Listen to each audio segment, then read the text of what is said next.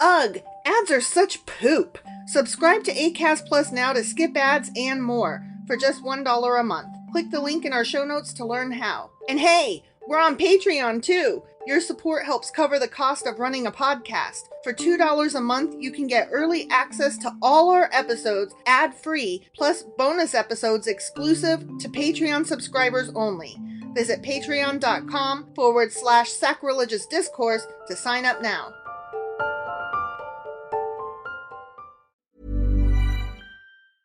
Surgeons keep our hearts beating. They do the amazing, help save lives, and so can you.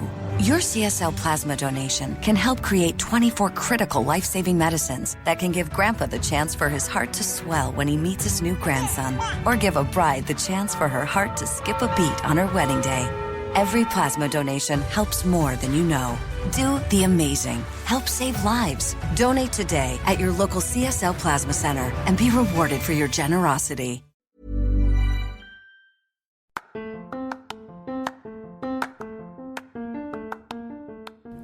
Welcome to Sacrilegious Discourse. I'm husband. And I'm wife. Together, we're reading the Bible for the very first time.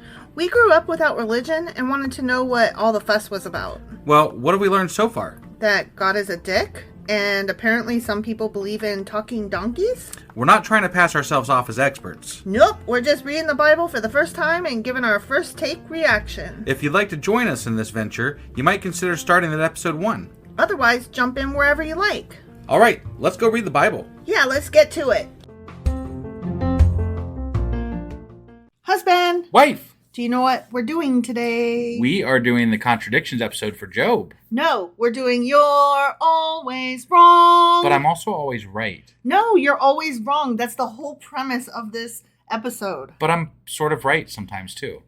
But it's countermanded by the fact that you're always fucking wrong. God damn it.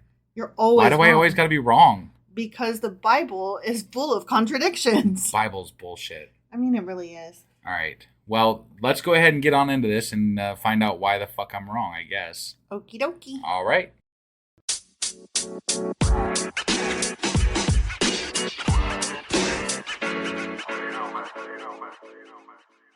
Hey, husband. What? Guess what? What? You're always wrong. Fuck that. So, I went through the contradictions that are found in the book of Job. Okay. And there were like 20 some odd, but I could only grab about 7 of them because a lot of them take place in the New Testament, which we haven't reached yet. Got it. Yeah. Okay. So that's fair. There were several also that take place in Psalms, which I think is the next book we're supposed to read, maybe? Question mark? All right. So anyway, sorry. I mean, it is what it is, you know. I mean, we can only focus on the contradictions that we've read thus far. So, yes. And we'll get to those other contradictions when we get to Psalms in the New Testament. Yeah. So toward that end, are you ready to test your knowledge? I'm ready. Okay, number 1. Okay. Does God know and see everything? Yes or no? No, because he couldn't even see that Cain had killed Abel. That is one of the examples. Very good. So there were other examples of no. Let me try to find my fucking answers. Hold on a sec here. Oh, okay. You're losing your fucking place right off the bat. No, I'm not lost. It's just there's a whole fucking list of yes and no. And I failed to categorize it. There it is. Okay. No, I kept overlooking it. This is a long list. Got okay? it. Yeah. So you're right. In this particular case, there are some things that God doesn't know and can't see. Right. He couldn't see Adam and Eve when they hid in the Garden of Eden. And he couldn't see Cain after he killed Abel because he hid in the land of Nod from the face of God. Right. Okay. Yep. He came down to see the Tower of Babel because apparently he couldn't see it from where he was sitting. Okay. Yeah. He had to come to get that Sodom. eyesight checked. Mm-hmm. Yeah, exactly. He came down to Sodom to see if the Sodomites were really as bad as he'd heard. Okay. He was like, let me check these fools out before I smite them. I think he just wanted to go to a party. Probably. He didn't know that Abraham feared God until Abraham showed his willingness to murder his own son for God. Okay. You know, that's a good example, right. I think. Yeah. God lost a wrestling match with Jacob, remember? I mean, it was It was understood that was God. Right. Even No, though, I know. Yeah. And he asked Jacob his name because God didn't know who the fuck he was wrestling with. Then why was he wrestling him in the first place then? It was weird. That was such a weird thing. It was weird. It was Jacob had got all of his family and everything across the river or some shit. And he was the last one. He was getting ready to meet his brother. Yeah. And it was like, and then there was a wrestling match in the fucking desert. Yeah, and it was what? it was like relevant to nothing. Yeah. It just was very weird. Really weird. Before opening the mouth of Balaam's ass way back in Numbers, he asked Balaam, "Who are the men that are with you?" Yeah. You remember that? Because he didn't know. Yeah. Right. God led the Israelites for 40 years on that trip through the desert. Hypothetically, he was there with them in the tabernacle as a smoke thing, you know? But he did it so he could know what was in their hearts. Because he Oh. didn't know, apparently. Okay. All right. Yeah. Yeah. And before God and Satan played their cruel game with the lives of Job and his family, Right. God asked Satan, "What you been up to lately?" Right. And Satan was like wandering to and fro across the fucking earth, stupid. But God didn't know. Why didn't he know? I don't know. I don't know. But did he know But everything? Here's also? the thing, though. Here's the thing. Yeah? You're always wrong. Because Okay. of course God knows and sees all things. Of course he does. Stupid. Yeah. You're wrong. He knows the secrets of everyone's hearts. Okay. Like in Acts it says, "Thou Lord, which knowest the hearts of all men." Okay. And in Job, he's a literal mind reader because no thought can be withholden from thee. Right. Okay. Yeah. So there were some other examples, but again, they were from places we haven't read yet. Got it. So, But yeah, contradictions. Yes and no. okay. All right. So God doesn't see all, but he does see all. But he does, because Okay. you're always wrong. I'm always wrong. You can't possibly pick the right answer with these. Yeah, apparently not. Yeah. Okay, you ready to move on? I'm ready to move on. Number 2, what does the earth set upon? And it's not turtles. There are not turtles all the way down. What is it set upon? Yeah, what is it set upon? I don't remember. Well, your choices are nothing or pillars. I'm gonna go with nothing. Okay, right? In Job, it says, he stretched out the north over the empty place and hanged the earth upon nothing. Okay. All right. But guess what? What? You're always wrong. Okay. Because it was pillars. It was pillars? Yeah, in 1 Samuel and in Job. Has Google Earth found these pillars? I mean, I don't know. No. Okay. You don't know. I don't care. I'm just curious. Yeah. So, number 3. Has there ever been a righteous person? Yes or no? Yeah. Yes. Yes? Yeah. Wasn't David righteous? There were several, and David was one. Okay. Yeah. Also, Abel, Lot, Noah, Daniel, Job, lots of people. Okay. Yeah.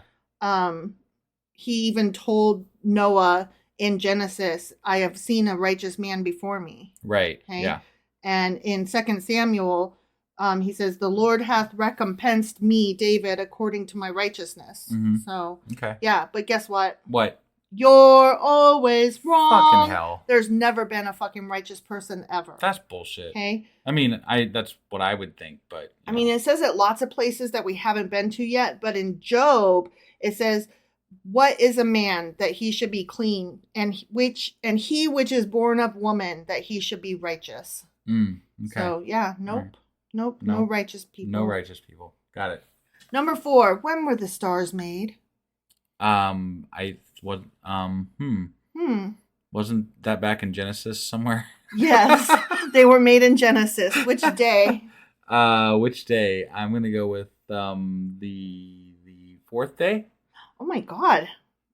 That is one of the answers. All right. You pulled that out of your ass. I didn't. It's either like the lights. I had ideas in my head there. Okay. Come on now. I'm not that bad. Well, one of the answers is yes, on the 4th day of creation after the earth was made. Got it. In Genesis chapter 1, verse 1, it says, "In the beginning, God created the heaven and the earth." Okay. And then in Genesis chapter 1, verses 16 through 19, it says, "He made the stars also." Blah, blah, blah, blah, blah. Okay. Okay. Mm-hmm. But guess what? I'm right.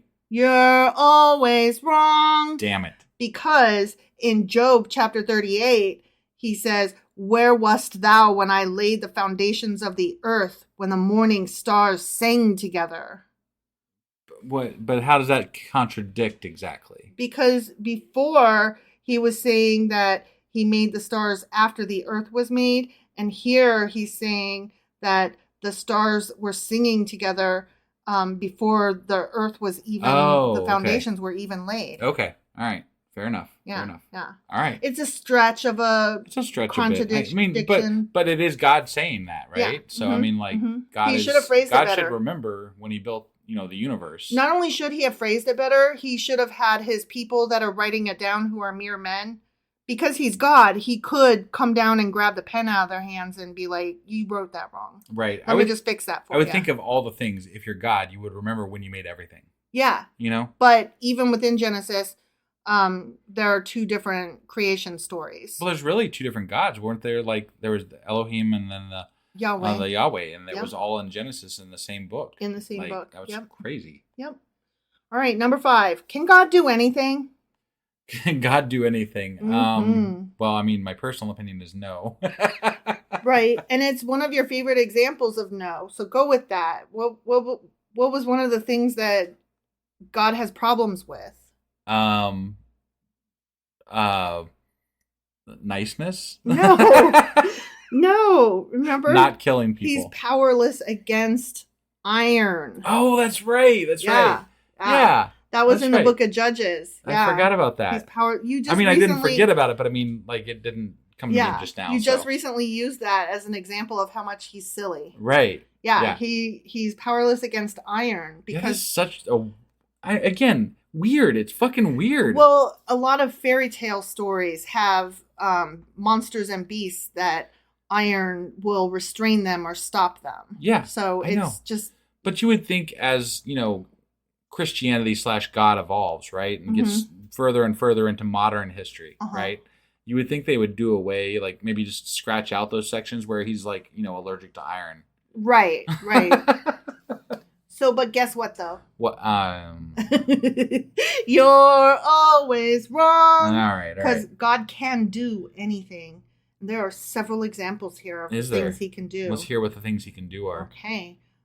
In Genesis chapter 18, it says, "Is there anything too hard for the Lord?" Because Sarah had laughed at God for even suggesting that he could make Sarah pregnant because, she was so fucking old. Yeah. But is anything too hard for the Lord except for iron? Right. And then in the book of Numbers, and the Lord said unto Moses, "Is the Lord's hand waxed short?" Because Moses had doubted that God could feed his soldiers, the 600,000 soldiers. Right. And God's basically like, the fuck? Do I have a short hand here or something? Right. So, also in the book of Job, Job answered the Lord and said, "I know thou canst do everything."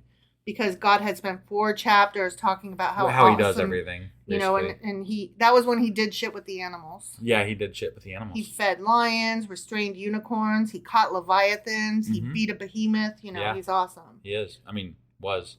Yeah. Maybe? No. Okay. So number 6. Can God be seen? I mean, yeah.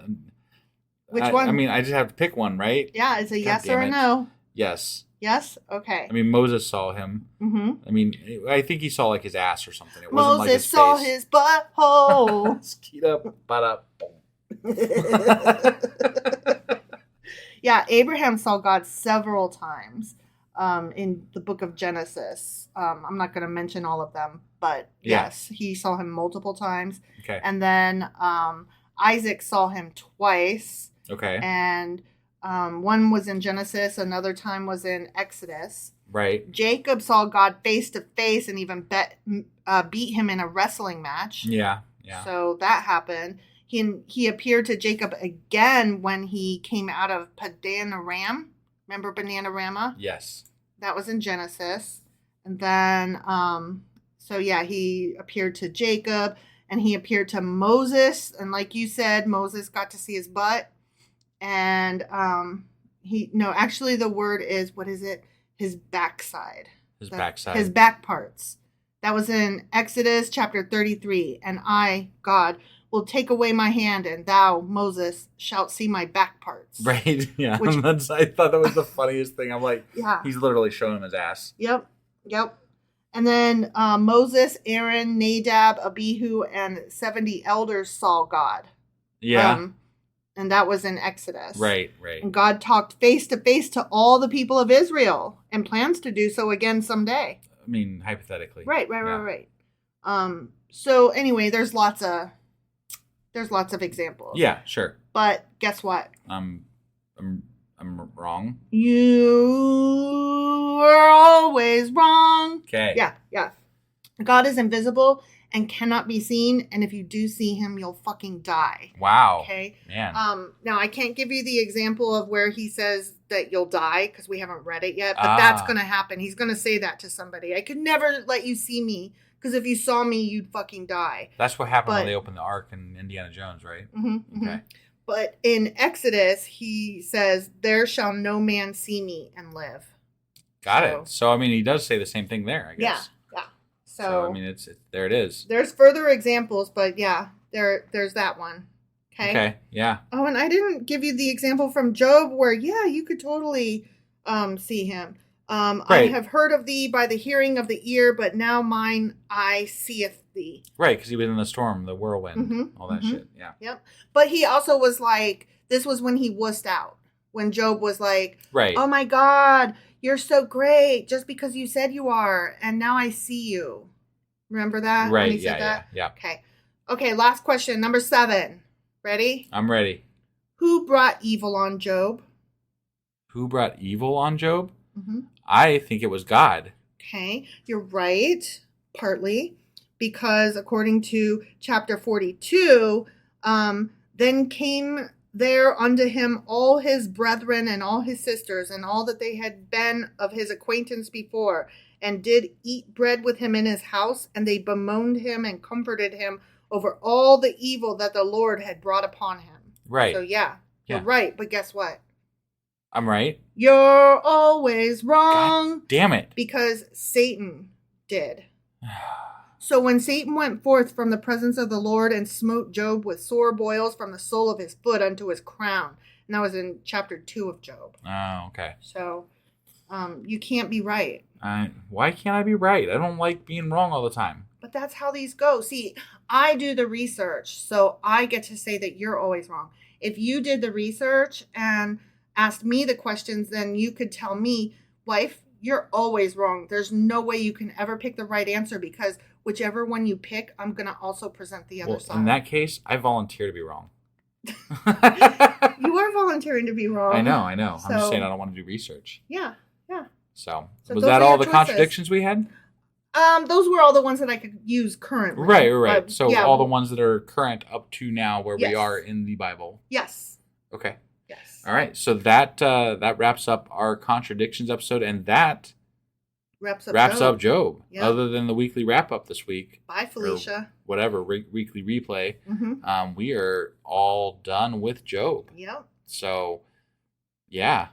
How about that? I forgot to confirm what book comes after Job, so let me look that up real quick. Oh, yeah, that'd be a good idea. I'm pretty sure it's Psalms, but let me just double check. Oh, I was right. Psalms and then Proverbs. We've got some thinking to do as far as Psalms is concerned because we don't know what we're doing there. Yeah. That's going to be, we might need to take some time to sit down and go, okay. What are we doing here? Yeah. Okay. Yeah. Because this is going to be interesting. It is because they're only some of them are only 5 sentences long. Yeah. You know? And we can't just do 30-second episodes every night. No. So we'll have to decide how we're going to split them up. I don't even know how many chapters there are, but we'll have to figure out how many chapters there are, how we're going to split them up, and how we're going to read them. Right. And how we're going to, how we're going to analyze them. Yeah. Because they're just, not analyze, opine. How about that? Sure. Because they're not really presenting a story so much as that they're just songs. Our cat does not like them either. I don't know if you could hear her, but she just meowed for no reason. Right, yeah. So, meow to you. Back to you, more of it. No take backs. All right, so we are done with Job. We are done with Job forever, ever after. And we will see you guys soon. Tomorrow with something. What did we decide again? Did we decide? We did. We were either going to do an Isaac Asimov, pull that out, the vault. Oh, and we still need to do a Contradictions episode for Genesis. And I need to throw that on our standalone podcast that we have for Genesis. Yeah, we had thought about But we're going going to also share some of that over here, too. So, yeah. So we might be doing that this week, too. Yeah. And then I need to finish that up and start the Exodus standalone episode, or podcast also. So yeah. So those are some things coming down the pike. I'm not sure which one we're doing tomorrow. I want to say that I had suggested the Isaac Asimov, and you said yes until you remembered the Genesis Contradictions. Well, I've only been asking to get that done for years. It feels like it. I know. All right, let's hop on off here. Hey. Hey. All right. Hey. Bye, y'all. Bye.